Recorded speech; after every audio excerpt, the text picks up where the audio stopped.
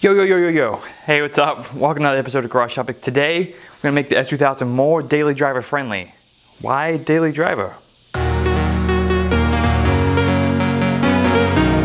You guys that are really observant of what's going on in this garage, you may notice that some of the stuff's not on the wall in here and it's kind of a little bit dark. Well, I'm moving again. I hate moving, but I've been here just over a year, but we are moving again. This time is actually a lot bigger move. I've been in Virginia for 13, 14 years now, moving to Kentucky. Why Kentucky? So I'm into cars obviously because I do this channel and stuff and I like driving cars and stuff like that. I've always wanted to work with cars in some regard towards my career and I got that opportunity. So currently right now I am working for Holley Performance Products in Bowling Green, Kentucky. And before I knew that they existed there, I was like, Bowling Green, what's up with that place? Had no clue, figured it was just some flat, boring land. It's actually really cool. It's about an hour north of Nashville. So super stoked about that, but moving sucks. Why daily driver? I got the Hyundai for daily driving.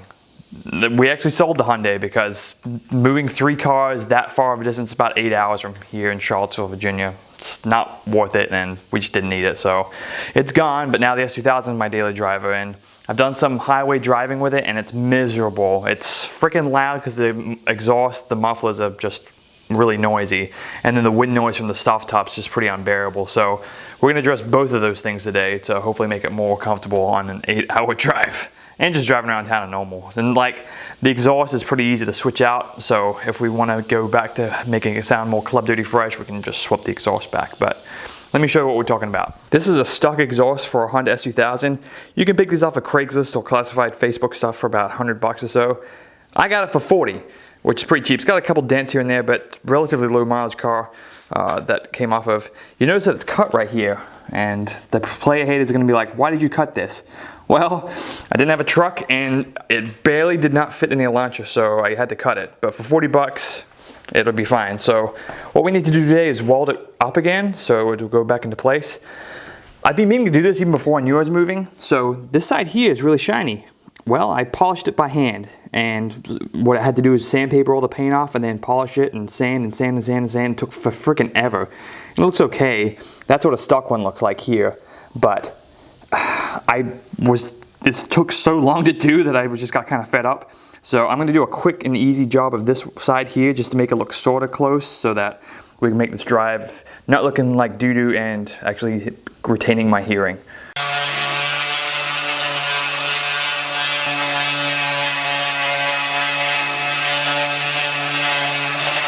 That took 30 minutes of sanding with the sander and I used the Dremel too, which you probably shouldn't do.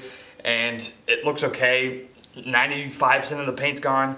With getting this polish, you want to sand it all off, then go just sand it a bajillion times, increasing how soft the sandpaper is each time to make it really, really smooth. But this took 20-30 minutes, that took 3 hours, and it's barely any different. So would I recommend this to a friend? Hell no. Since I was a bozo and cut this in half, gotta re-weld it. So we're gonna grind down the sides of this and then zap it together. If you were doing this properly, you'd purge the system, put gas in the inside and the outside, and by gas I mean the shielding gas from the welder gets rid of oxygen to make it a really clean weld, but 40 buck exhaust, we'll figure it out. As long as it stays somewhat structural for at least a year, we'll be good. I'm gonna grind this down. I'm gonna use a new flat disc because I don't want any other contaminants from other metals getting in here, so give myself the best chance I have.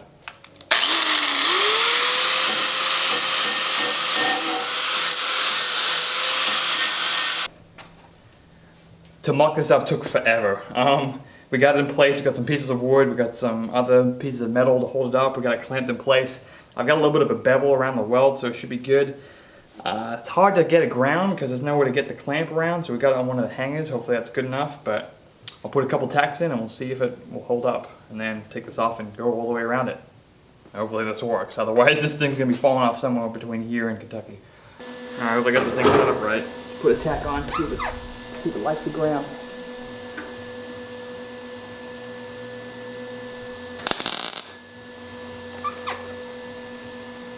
Yeah, it's pretty good. Having this bench set up too makes it a lot easier to get comfortable with welding. Because you need comfort to do a good weld.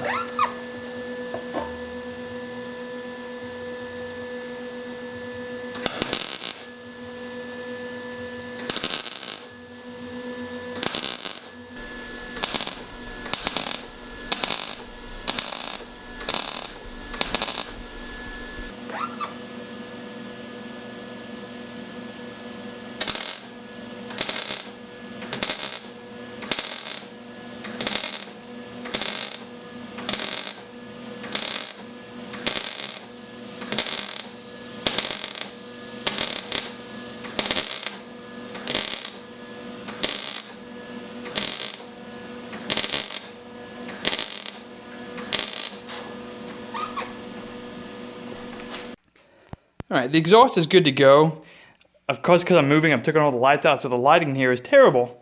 But we've got it up, we've got the lights down here. We've got it jacked up, it's all on jack stands, safe and sound. Underneath, we take out 3 bolts that connect from the cat back to the catalytic converter. That's why it's called a cat back. It's the exhaust from the catalytic converter back. These bolts that were up here, I literally just did it with one hand. They was not tight at all, they were not stubborn. Knock on wood again, this car has been extremely easy to work on. The typical pain in the ass part now is to get them off the hangers and stuff like that, so I'm not going to videotape that, but took this off. This exhaust has bolts in the back I could take off as well. I might, but we'll see if I can just slip it off in one piece, and then we're ready to put the other piece on. She's out. This exhaust I could tell was a top-notch piece just from it on the car, and now taking close looks up at it, the welds on here are legit.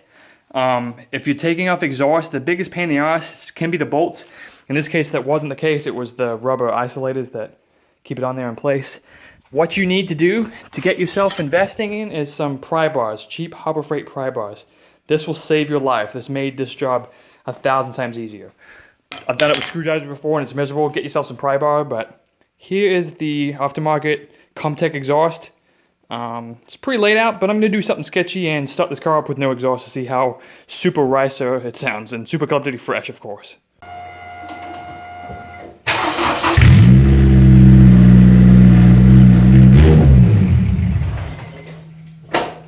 my god, that was so freaking loud. That sound ricer as shit. Wanted to mock up stock for not stock, Comtech stock exhaust. Funny enough, the Comtech exhaust is barely lighter than the stock exhaust, which is odd. The centerpiece here is a lot heavier than this one is. So this one's back heavy, this one's pretty neutral. So I thought that was odd, but hangers are in the same place as the other one. It should just be a matter of slapping this bad boy on and seeing how much quieter it sounds, at least for an 8-hour drive. So this is my last trip on this road, I believe, with the nice weather before I leave town. So figured to bring you guys along, show you the road, and also talk about some of the things I've done to the car since I've been in this garage to make it better to handle these kinds of roads. So let's go take a drive. And I've changed exhaust, so it's a lot quieter in here. Man, it feels like something's broken. It's so quiet. All right, let's get out of here.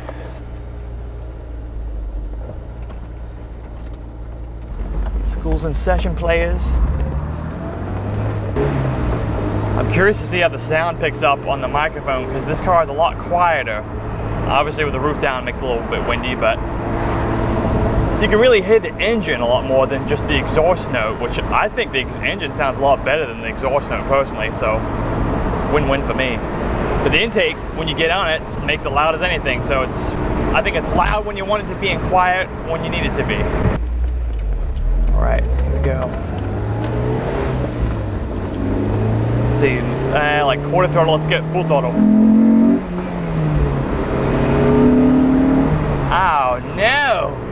No, no, no! It's falling on its face a little bit.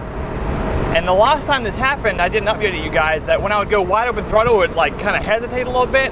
All I had to do was clean off the intake manifold, not intake manifold, the throttle body, and the sensors in there, I guess, just got plugged up from some of the oil in the filter, and I bet that's what's happening. So I might be replacing that intake air filter with something that doesn't use oil, because that is no bueno. It's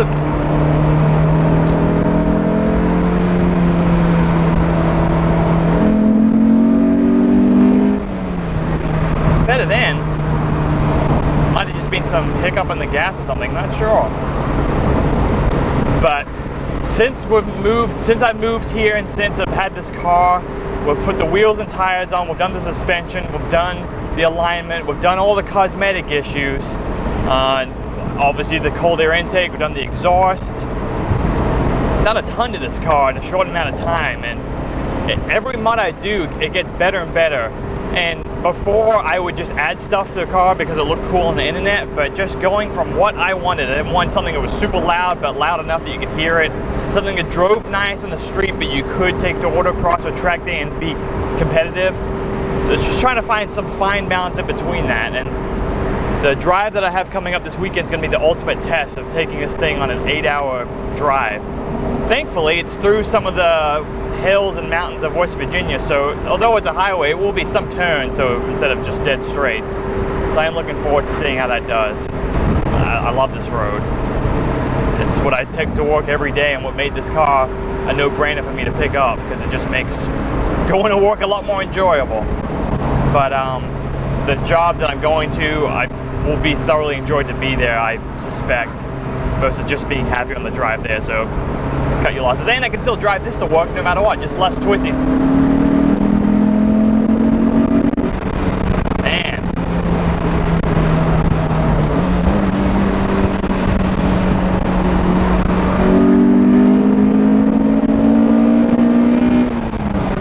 Yeah, it's fine now. It's cleaned itself off. Golly. I love how this thing sounds roaring loud when you're in it, but then puddling around town, it's quiet and not super ricey.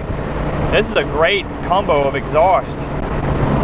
The exhaust is bone stock. It doesn't have the UK mod on it at all. I might think about doing that to give it a little bit more sound, but I'd be kind of curious to ride someone else's car that has it done to see how much drone it has.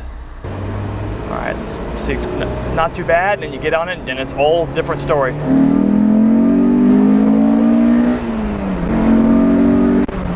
That is freaking awesome. I love that combination. Man, it's like now, you can hear the engine a little bit, just enough to know where you're at in the RPM range, but it's not like making your ears go numb. I think that's just a sign of me becoming an old fart. I used to love loud exhaust back in the day. I still do, but not on the daily grind, which this car is now going to be my main for real daily for a while. So that was the main consideration. If I go back to having it as a fun car, I'll probably think about doing exhausting, because I kind of like that. We'll see. I thought about doing cutouts, but they don't sound good in 4 cylinders. More importantly, back to this road. This car, it's phenomenal. I can rely on it to go anywhere. That's why I'm hoping this 8-hour trip is going to be just great. But I just wanted you to see kind of this road here and what we're doing and stuff like that. It's just a ton of fun. And like going through parts up here, like going through actually where Monticello's at, which is pretty cool, pretty well known.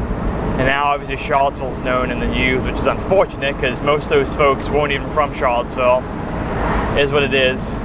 But I loved living here. It's sad to leave, but I'm super excited for what's coming up for sure. And I'll be able to share a ton more content hopefully. So that's a win-win in my book. All right, here's a tunnel.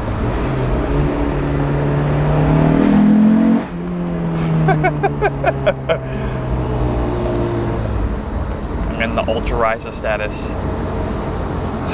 But yeah, I just wanted to bring you guys through here one more time, this road, and share it with you because I love driving it. So if you're in the Charlottesville area or near here, there's the Skyline Blue Ridge Parkway that's up near the mountains. That's super curvy road, super awesome, but the speed limit is so slow and it's highly patrolled. So it's not, if you've got a sporty car that can safely handle stuff, it's not that fun. It's not like Tail of the Dragon. The roads are like Tail of the Dragon, but the freedom isn't there, unfortunately. But some of these back roads in the back end of Albemarle County in Charlottesville are wide open, safe. Obviously I'm not going too crazy, but you can really just have fun with the car in a safe environment at least, without getting cops all up in your face.